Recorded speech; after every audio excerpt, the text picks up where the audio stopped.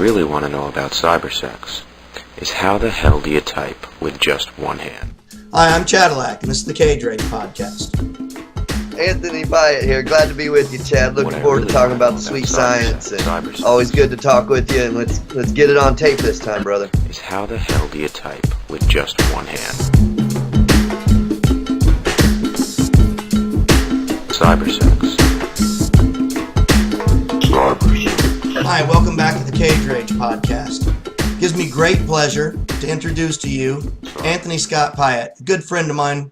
I've known Scott for probably at least 20 years, and probably really pushing 25 now. It dates us a little bit, but hey, that's okay. So does the gray hair and the gray beards and all that good stuff. So why not? We're fortunate enough to age with grace, as they say. So for whatever that's worth, I don't know. Hey, Scott is a boxing enthusiast. He's a writer, a journalist. He's also been a DJ for the Reggae Children. I think I have that right. You do, brother. For WFHB. WFHB, Indianapolis. That's right. He's been there for Bloomington, Indiana, all of Southern Indiana. It's a fantastic reggae program. If you're into such things, check it out. If you're not into it, check it out anyway, because I'll be honest with you, I was not a big reggae fan. I started listening to it several years ago and have subsequently become a much bigger reggae fan than I was. I was always kind of a jazz guy, and through Scotty's influence of reggae, through Reggae Children, I became more into reggae than I was, and I like it quite a bit now. Having said that, we're very grateful to have Scott on. We're going to talk today about the Wilder Fury fiasco, the debauchery, the theft, the total theft of a victory from one man, and the setup of what is to be, which is they're going to have 1 million pay-per-views. And the good news is that Tyson Fury is going to get paid a huge amount of money. And he deserves it as well. He deserves it. I want to make sure that we do not lose track of talking about the post-fight interview.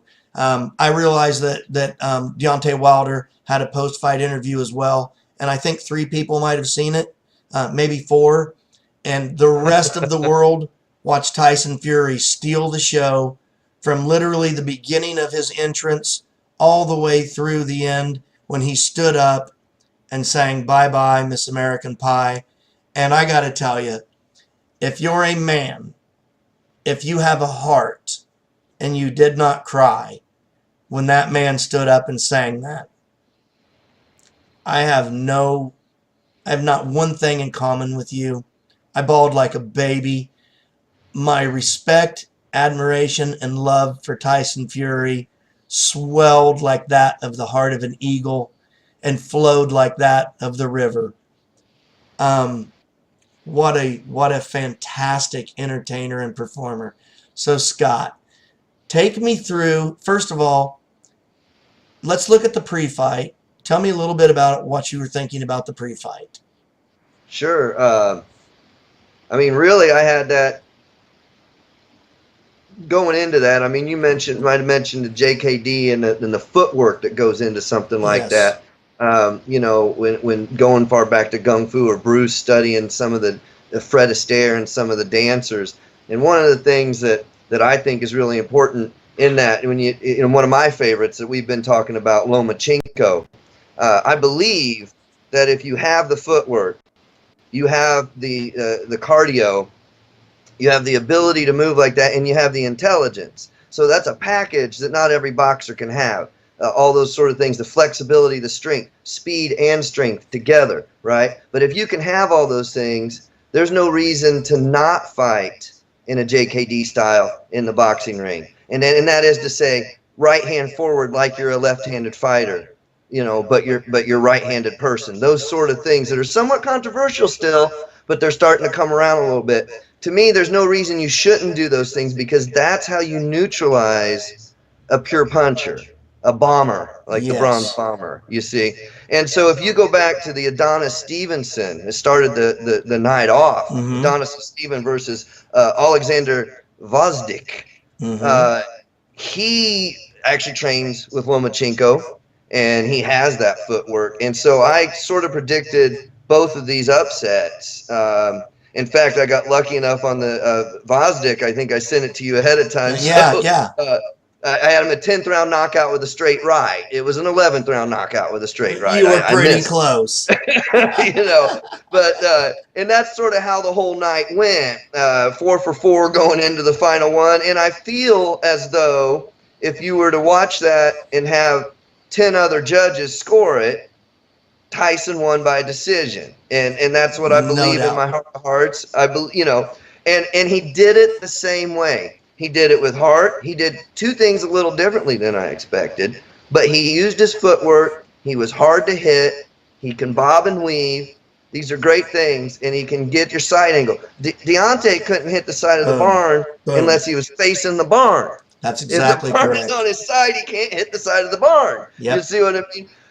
So I actually thought Wilder would control with a little bit more aggression through maybe 3 or 4 rounds. But by the 3rd round, I knew Tyson had complete control of this thing. Yeah. I mean, won 5 or 6 of the first rounds.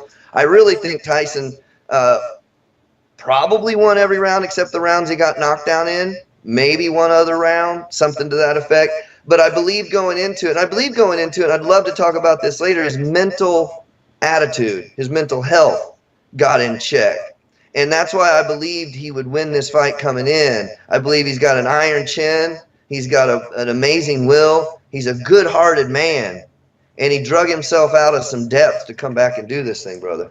Yeah, so you said something that I found fascinating, and that I started to understand this more in depth when I started to fight in MMA. And in particularly, I started to understand this through Brazilian Jiu-Jitsu, was that until you dance, you're exhausted. So in wrestling, it's bang, bang, bang. In MMA, it's bang, bang, bang. Everything is clashing together. Tyson Fury went out there and he literally danced. He danced from the moment he walked out. He danced the entire time. And people thought that, okay, he did get knocked down the first time because he was being silly, which in our podcast, yeah, and he did get hit in the back of the ear too, to be fair. But that was because he was being silly. He was not paying attention. He lost focus. But the reason he lost focus was because he was starting to get tired, and we talked about that in the initial Cage Rage podcast about that, which was that if the only reason that Tyson could possibly lose this, in Miguel and I's opinion, was that if he loses focus. And he did lose focus for a moment there, and he paid for it, but he got back up. And he got back up because it wasn't a very solid shot, but Wilder hits so hard that it doesn't take much. But what I want to say about that is this. He was dancing because he started to get tired. I noticed in the round before, which that would have been the 8th round, that he kind of came back, and that was the first time I saw him kind of plop down on his stool, and I said, oh, he wore out just a little bit in that round. That one kind of took it out of him because he shoulder rolled. And he was, if you watch the fight, the way he beat Wilder and the way he'll beat him again and again and again is that he fights through looking through his shoulder. He's always looking over or under his shoulder at Wilder, and that's how he beats him. Because you can't hit a guy when you're hitting their shoulder. You can't hit him in the head when he's too long to be hit. So, for whatever that's worth, we're going to get into that later. But I did want to talk to you more about that and see if you could extrapolate on the idea of a fighter dancing in order to preserve their energy. Because when you dance, you know, you're sweating, you're tired, it's energetic, it's tons of motion. I mean, guys and women and men go out and dance in nightclubs until dawn, and they leave smiling and happy. They're not exhausted. They go home and then make love and have a great time, right? Yeah. Well, you should be doing it in flow with your breathing. You see what I mean? Yeah. The bounce in some way should be helping to actually breathe in and get your diaphragm right, get your lungs right, shake things off. Don't tighten up. Don't just stop. You know, it's like that long distance runner. When you're finished, you have you want to lean down on your knees. You're gonna crunch up all your diaphragm and your lungs. Not the way to do. I mean, something like this, sure. Breathe it out, you know. And it's sort of the same thing with dancing. You're moving around. He can put stuff a certain way, and it doesn't look desperate. It doesn't look like, ooh, I got to catch my breath. He's just kind of doing his thing. He's kind of a cocky little smartass a little bit sometimes. Sure. But that's masking some other stuff too. Yes. And it's part of him having fun. It's part of his personality. What I didn't notice is that when he would get tired, it was more often from him throwing punches. Yeah. Right. And he would then dance to recoup. And in that dancing, yes, Wilder can't get in front of him. Yeah. He can't square up on him, you see. Yeah. If you look at the Klitschko fight, don't forget, I mean, Tyson took Klitschko out after 10, almost 15 years of Vladimir being champ. Tyson takes him out. Now, the thing he did different in that one was Klitschko actually was a little more aggressive than Wilder about getting back in front of Tyson, and then Tyson had to do a little bit more of the clinching, you see. Hug over. And hold him up and blanket him. Right. He had to get into that game a little bit. And I don't blame him for it. It's not as fun to watch. This was a better fight to watch. Definitely. But I really expected that in certain rounds he would have to clinch a little bit more to deal with an onslaught from Wilder. That didn't really materialize very much, and Wilder never really had control early. I think if that fight is fought again in the same location without the one ref, I mean, I've got that guy's name. We may as well put him on blast because it was so horrible. 111 to 115. What? Yeah, right. Alejandro Roshan, if I'm saying that right. Now, from London. No, he's actually he's a Mexican judge. I thought he was from London. I thought Tyson said in the post fight that that the judge from London was the one that had him losing. Now well, there are two things happened. The judge from London, if I'm remembering right, he's the one that wrote down the wrong score. Now it didn't end up changing the effect.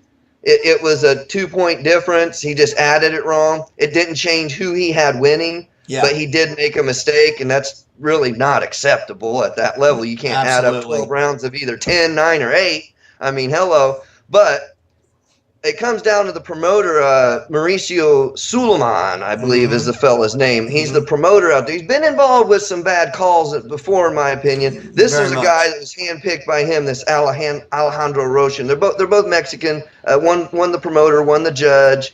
They've worked together a lot.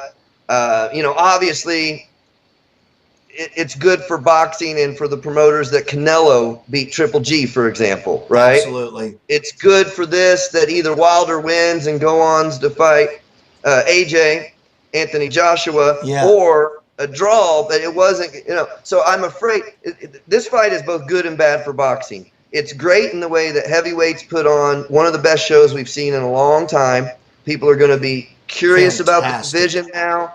They're going to want to see the rematch. Yep. It's bad because it continues a trend of really questionable judging. I don't know if we need to go to 5 judges instead of 3. I don't know if we need to have – I don't know the answer, but I know there's a problem. And I don't like being the guy that knows there's a problem without the answer, but I am right now. I know we need to shine light on this situation and get some integrity back to the sport. This is not – Tyson won the fight, damn it. Let's just say it. Let's just be blunt. I don't, the only person who doesn't know that Tyson won, no, let me put this another way. The only person who won't say Tyson won that fight is Deontay Wilder. And even that, and he knows Tyson won that fight. He says it. We know he knows. He knows. Now, let me ask you this. In the post fight, Lennox Lewis, they said, okay, Lennox, you called this in advance, which he did. They said, you said that this would be a draw or that Wilder would win. How did you know that? And Lennox said, because it's good for boxing and it's good for boxing fans. It's not good. It's not good for boxers, but it's good for boxing and it's good for boxing fans. Here's my argument to that. Until you burn them too hard. If it's good for boxers, or if it's good for boxing fans, isn't it good for boxers ultimately? I know. Everybody hates to admit that because look, here's what you have to remember. I'm that dirty scumbag guy known as a promoter. I'm a promoter. I'm a matchmaker. I'm a referee. I'm a judge. I'm a fighter. I've even carried a ring card at one point. I even sang my own national anthem once. Go figure. I can't hit a note. Oh, that gives you enough. So, having said that, ring announcer, you name it, I've done it. Yeah, it's bad, Scotty. I know it's bad. It's bad. So my point is that the one thing that I know from being a promoter is this: the best thing for the show is whatever fans want. And the best thing for both of those fighters ultimately happened. Because had Tyson Fury won, they still were not going to let Tyson fight Joshua. That wasn't going to happen. It wasn't in the cards. They'd have found a way around it because they want Joshua to fight Wilder. And Joshua does not want to fight Fury at all. No, I don't believe he does. He doesn't want anything to do with that. Even though if you put that fight on in England, they'll feel they will literally just Miguel said they would literally need to find a giant field, sort of a Woodstock thing to do that in. And I agree. He's probably right. would. I don't know how you can in our last Cage Rage podcast. They could. It would be a huge fight. It would. 100,000 people would show up for that. They're all going to be huge. I don't know what the turnout was for this. I should know that, and I haven't looked yet. And they haven't released pay-per-view numbers, but I know the pay-per-views were pretty substandard. But the next pay-per-view, it's going to be out the roof. It'll be and then enormous. Whoever wins really does get Anthony Joshua at that point. Unless somebody fights him first, but if Joshua keeps his titles and these guys fight again, no way. 6 months, these two fight again. No way. If they do anything else, they're nuts. But hey, let's do this real quick. Yes, what you got? Let's be fair, and then we'll get back to the winner. But let's be fair. Let's give Deontay Wilder his just dues because, he's a family man. He's a good man. He's an intelligent individual, smart businessman. He's flamboyant. He knows how to market himself very well. He's respectful. He shows a lot of dignity when he needs to, and he also knows how to kind of push the boundaries and go over the ropes a little bit when he needs to.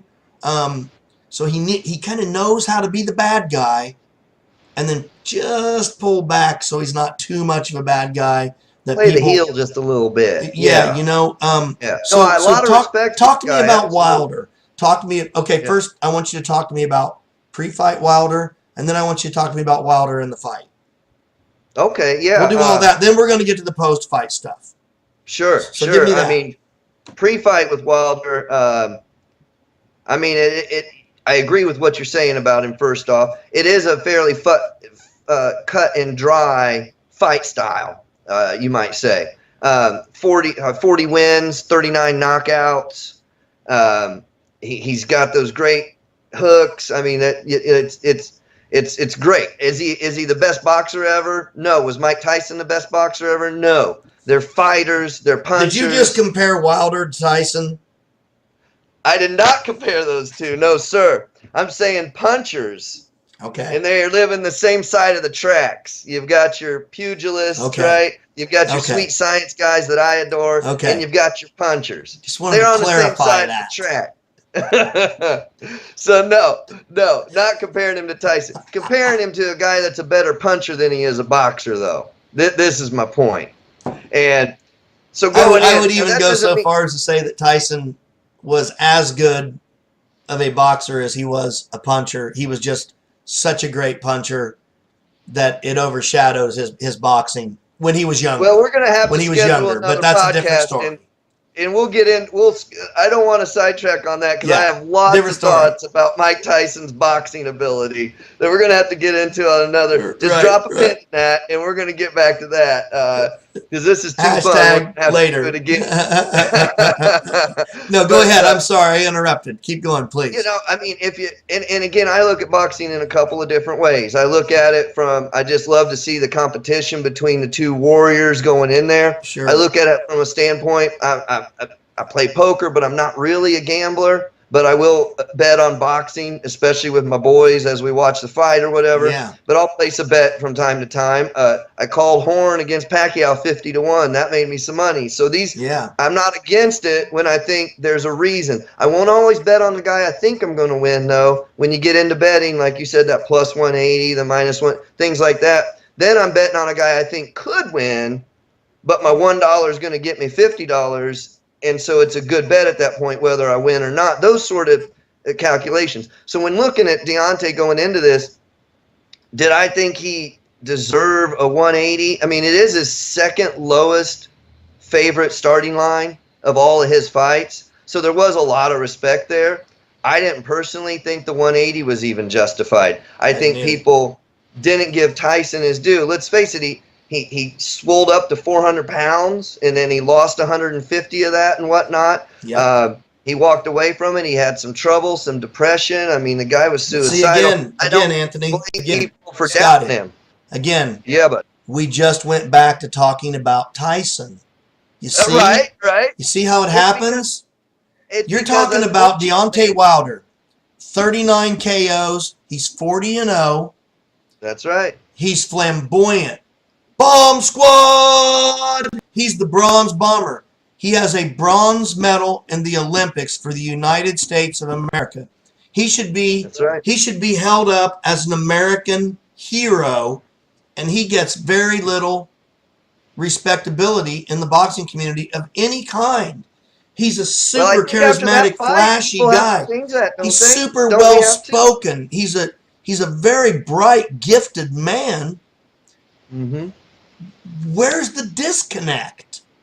He's got the mask and the everything, the rapper coming out. He's got it all. Why is America not behind this guy? I mean, there were 10,000 travelers from Britain standing there backing a man. There were almost as many people there for him as there were for Deontay Wilder. Why? Flash versus substance, brother. You know, after this fight, I think people will have more respect for him. He showed a lot of heart. He came out and he's been in a brutal battle with another great competitor. I think the draw shines favorably on both of these boxers. I'll give you that. I'll give you that. Looking better. It does for me. I will say that I don't disagree with you that some of that hype can build fights, whether it's a Conor McGregor or a Floyd Mayweather or whatnot. I mean, we get into something like that, though. Who do I like as a boxer more? If you go back like a Sugar Ray Leonard, who lost some fights, but lose to Roberto Duran and come back and whoop him, or a Floyd Money Mayweather, who avoided every good fight at the top of the career that he could. I mean, you know, as often as he could duck, he ducked. And so do people have the respect for a guy that's 50-0 like a Mayweather? Besides his personal stuff, you know, you asked me to speak to Wilder's personal and his professional side, and that's a rabbit hole that we can go down as to reasons I don't care for Mayweather as much as I do some of these other guys that fight with heart and integrity together. Totally agree. But Wilder is showing that more flashy side. That doesn't indicate that he lacks some sort of morals that I can groove with and whatnot, because he is a good-hearted man as well. Absolutely. But when you look at his style in the ring, being sort of a one-trick pony, if you will, the bomber, then that, unfortunately, for at least for me, shines that light, kind of skews how I see his personality and his personal life and whatnot. I mean, if the guy, you got to remember, he was an amateur, but he came into amateurs right before the Olympics, essentially. Yes. He wasn't like a guy that understood the sport of it, the sportsmanship of it. Yes. You know, going back a long time. He's coming in as a street fighter, as a brawler. That's right. why he's a brawler and not a boxer. Even though he has amateur background, he's still a brawler, a bomber. He embraces it. And by gosh, he should. It's worked. So it's take bombastic. me through how he wins a bronze medal in the Olympics. Tell me that. Well, I mean, you've got to look at what competition you've got that year. Okay, you got to look at his pure physicality, because the guy he's got a nice physique. He's got a strong physique. He does. Now, he can also 6'7"? I believe so. Yeah. I believe so, versus 6'9", 6, something like that. Yeah, there you go. But when you look at how, you've only got the 3 rounds in amateur and whatnot, 3 to 5 depending, but usually 3 rounds. So can he come out and start fast against other amateur competition? Yes, he can. Yes. He starts fast in this pro bouts as well. Right. You see, he doesn't sustain it. I thought he would control the fight the first 3 rounds, and then Tyson would take over. Tyson already took over really the whole fight, but definitely by the 3rd round, I knew what was what by the 3rd round. Yeah. That surprised me, because I thought the Bronze Bomber had enough stamina in him to come out and throw consistently and hard shots. Why didn't he? Because he said after the fight, he said that he was conserving his punches. He was holding on his punches. Why? Why do you think that is? Well, he's got 12 rounds instead of 3, like in the Olympics. In the Olympics, he can come out and do that, and he gets tired right at the end of the 3rd round, and he's already bombarded the guy. Yeah, but I mean, he's had 40 professional him. Fights now, and he's gone with 39 knockouts. But he's gone. He's gone. 8, 9, 10 rounds several times. Oh, sure. He's gone the distance. He's gone deep in some of them. And Absolutely. one of them, he's gone the distance. So he knows the deep rounds. He knows the deep water. Yeah. What's different about this? Tyson's what's different about it. I don't know how to say it because you asked me to speak to him and leave Tyson for a minute. Yeah. But it comes down to the man he's facing in the ring. Tyson is different than who he's fought before. Thank you. Who's that big and can dance? Yes. Who's that big and is on your left side and then on your right side? There you go. Who's got that much heart? Who's got a chin that can go down and come up like the Undertaker? Boom, boom. What I mean? Who can do that? I mean, Tyson is a beast. He's not got the physique. I mean, he lost 150 pounds. He looks great, but he's still kind of flabby in the belly, and his chest isn't rippling and cut. He's got built-in strength. You know, he's not toning himself up, which you don't want to do too close to the fight at any rate. Start on weights, go to cardio, then work on your fight game. Do that. Take 3 or 4 months to do it. That's your plan. In the sorry to cut you off, but in the later rounds, one of the announcers, I'm not sure which one, suggested that there was a possibility that Tyson or that Deontay might have overtrained a bit, because he said something to the effect of, in the 9th round when he had knocked Tyson down, he said he appears to be already out and unable to finish. He said, do you think that has anything to do with overtraining? I believe he might have overtrained on the weights. What do you think of that? I mean, it's a viable theory. It sure looked like it to me. Yeah. He didn't look as though he was in the flow in that fight to me, and had the cardio. And I mean, I believe I might have sent you that clip of him training before. First off, why? Unless an outsider took that and released it to kind of stir the pot and get the betting going, why would his camp release that? I mean, he twisted that foot up something awful and had to come out of a step. And I mean, if they just didn't realize he had done it and they were looking at the glove work and didn't pay attention to the feet, that should have never been released. You know. Now, he didn't stumble like that in this fight, but what it shows is he doesn't have the grace or the footwork to move in such a way that he can follow Tyson's maneuverings, you see, or adjust to him after the fact, much less follow him and keep up with him. Could you at least adjust to it after the fact? Well, no, he can't. We've learned that. He sort of turns himself like a tank Yeah. And then repositions. Yeah. Loads, right? Loads the dang, the freaking big ass bullet in there. That's a great and analogy. ready to pass off. You can't fight like a tank. You look at a guy like Louis Ortiz, fought on the card earlier, third or fourth round knockout, I believe, for Ortiz. When did Ortiz? 10th round, my bad. But he moved. My internet cut out on me. I haven't been able to watch any of the pre-fights yet. I literally got my internet working as the entrance started. No spoiler alert? So no, I know all of them. I went through and checked out what happened on everything, but I haven't. So I've seen the highlights, but I haven't been able to sit down and watch them. So yeah.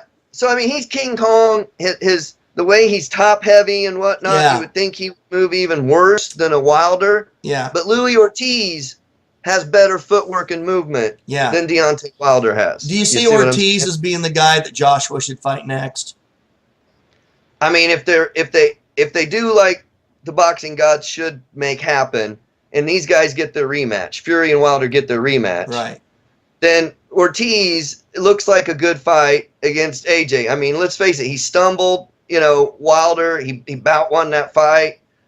He ought to face AJ. If AJ's wanting a tune-up, I'm not sure that AJ's not sitting and just waiting for the next big fight that's the big money. Now, that'll give him too long between fights for a layoff. A lot of ring rust.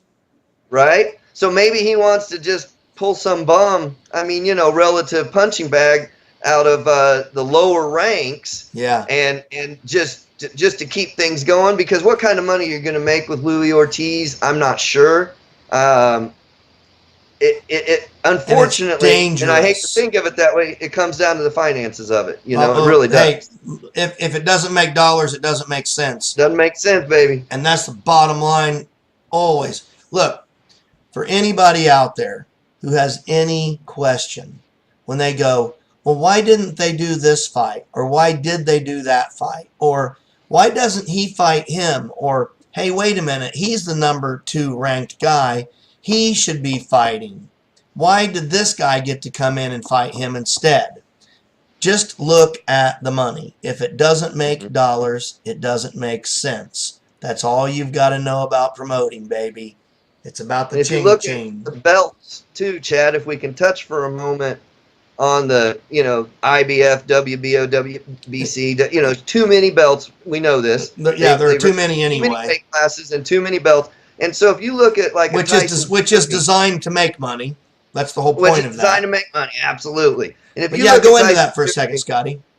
Yeah. Well, if you look at what happens with the way they pull people back and forth, yes, money has something to do with it. But if you look at Tyson beating Vladimir Klitschko, in the contract, there's a rematch clause. Now, nobody thought Tyson would win, so they didn't think the ramifications out. But they had 2 different things pulling Tyson in 2 different directions. He has a rematch clause with Klitschko, has to honor it. The IBF is telling him he's got to fight for his belt right away. So they vacate the IBF belt from him and take it from him, you know. So now here's a guy that just became world champion, and he's dealing with his own stuff, his own personal mental health, and then he's got people saying, you got to fight him. It's in the contract. You have to fight this person. It's in the IBF rules or whatnot. Number 1, number 2 contender. So they give the fight to those guys. Walter something. I'm sorry, I don't even recall their names right now. I mean, they vacated it. They had 2 guys fight for it. Anthony Joshua then beats that guy handily when they fight. And so, just the politics of it. Who's your promoter? Is Bob Aaron your promoter? Is Golden Boy? Is it Top Rank? I mean, who are you working with? Because you're going to give, if a promoter can put 2 of his fighters together, he's making a percentage off of both the guys that night, right? So, I mean, there's a lot of ins and outs to the business side of it. And do we need, how many baseball leagues do we have in America? Where do the good guys go to play? So do we want's a better word, some sort of, unified belt. Now maybe you can still have all the others, but if somebody actually unifies them, they become there's actually a singular belt that just glows or whatnot. Well, we have that in another sport that's very similar to this. It's called the UFC. Right. And but then you have Bellator, and no one believes that Bellator or Golden Boy have anyone that can come over and be competitive in the UFC. No one believes that. No, it's just not. No, there might be a guy. There might be a guy, but not at a championship level. Not one. None of them. Right. So, okay. So look, we've gone long on this. So let's get to the final thing. Let's give him his dues first, okay? And then we'll finish with the greatest post-fight interview I've ever seen in my life. But let's give Deontay Wilder his post-fight interview first. I'll let you start with that. Tell me about, just real quick, 2 minutes, Deontay Wilder's post-fight interview. What'd you think? I feel like he understands that he's been in something great, that he's part of something that's great, that he himself is fantastic, that his opponent was fantastic. I think that he understands that more important than the record is memorable fights. Yes. Legendary fights. Yes. Legendary opponents. I believe that he understands that. I believe he's thankful for it. I believe he's thankful that he got out of there with a draw. Okay. But that's not the fault of the man. He did what he needed to do, and the judges called it the way they did it. Yep. That's not a demerit against the man who came in and put up a hell of a fight. Yes. Okay. So I got to give him a lot of respect, more now than before the fight, even though I think he lost. I have more respect for his heart, and the way that these two men showed sportsmanship is super important, the way they spoke about each other. I believe he said, Wilder said, we both go home as winners. And that says a lot when you face a man in a competition like that, and you can speak to it with some clarity and honesty and humility. We both go home as winners. Okay, this said a lot about the gentleman in mine. I have a lot of respect for Wilder because of how he handled himself post-fight. Okay. And during the fight, of course, but post-fight especially. Agreed. Agreed. The one thing that I will say about Wilder in his post-fight is this. He mentioned on numerous occasions that he didn't understand why the referee started the count so late. Now, I will give you this. With that kind of a knockdown, I have seen referees step in and absolutely lay over the fighter and say he's done. But here's what happens when you look at the fight, when you actually see the knockout and you see the referee look down at Tyson. When he looks him in the eyes, Tyson's eyes open up and he looks at the referee and he goes, and he gives him a shake like, I'm here, I'm okay, give me just a second, I just got hit. So to answer that kind of, why wasn't he just automatically assumed knocked out? It's because he wasn't. So for whatever that's worth. Now, we've done that. We've got about 2 minutes left to wrap this up, and it's going to take 50 to actually do this because it deserves its own segment. Because I got to tell you, that Gypsy King stole my heart, and I've never seen anything in a post-fight so beautiful in all of my life. And look, without being too sappy, there's a reason that we fight, and it is not to find out who's the winner or who's the loser. It's not to find out who's the best. It's not to find out if someone can beat somebody else. That's not really it. The real reason that we fight as fighters, and I'm talking about the athletes, we athletes fight. And you've done your fair share of competition, so you know this. The reason that a fighter fights has nothing to do with whether or not he can beat the other person. A fighter fights to know whether or not he can beat himself, whether or not he can confine his fear so that he can step in the ring and defeat the things that defeat him every day in his life. Tyson Fury overcame something enormous, something that many of us deal with every day in our lives. Depression, anxiety, bipolar disorder, eating disorders, addiction, all of these things, alcoholism, the things that so many of us can identify with. I don't want to steal the show on all of that because I want to let Scott be able to talk about it, and I want to let Miguel to be able to talk about it when we shoot some more of this. And we're going to actually edit all of this together, Aaron. So just as a reminder of that. So this will be edited together. But I do want to say this. Tyson Fury, if I ever get married, would you please come to my wedding and sing Bye Bye Miss American Pie? Because I swear to God, I bawled my eyes out when you stood up and said, come on, everyone, stand up, and pulled people up. And Freddie Roach was sitting there, a man who's debilitated in ways that have really caught up with him in the last few years of his life. And it's sad to see, but it's great to see that he's still giving so much of himself. And Freddie was actually sitting there singing, Bye Bye This American Pie. It was utterly beautiful. It was heartwarming. So close to Christmas. Tyson, thank you so much from the bottom of my heart. Beautiful. Go ahead, Scott. I completely agree with you. I've got a little bit of the goosebumps now, literally on my arm there. I mean, I feel you feeling it. I felt him, and I feel for people that that have been in all of our lives, that have struggled, that have had those issues. And in case people didn't hear it, and I don't want to dictate too much, but this was not been in print yet, and I read it right off of I watched his press release over and over, and I just want to point out that Tyson actually says this. I fought back from suicide, mental health, depression, and anxiety, and I wanted more than anything tonight to show the world that it can be done. Anything is possible with the right mindset. If you believe in yourself and you sacrifice, dedicate with the right help, you can come back.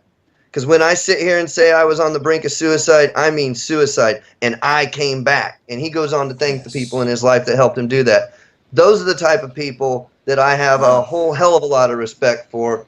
Wow. And it touched me, and I hope that my brothers and sisters out there that struggle can take solace and strength from what he's saying and doing and apply it to your own lives. This is as real as it gets, people. It's as real as it gets, and I love the brother for saying it. And Chad, I love you, and I love being on your show with you, brother. Scott,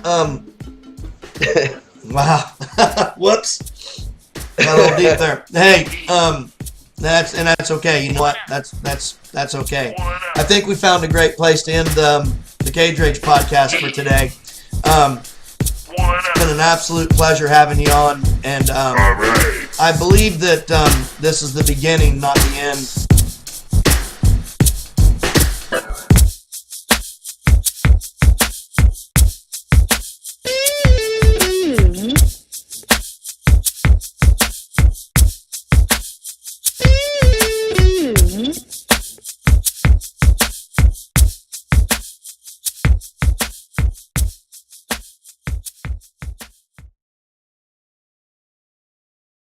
We received an emergency transmission. The signal was interrupted. Contact reestablished. Hello?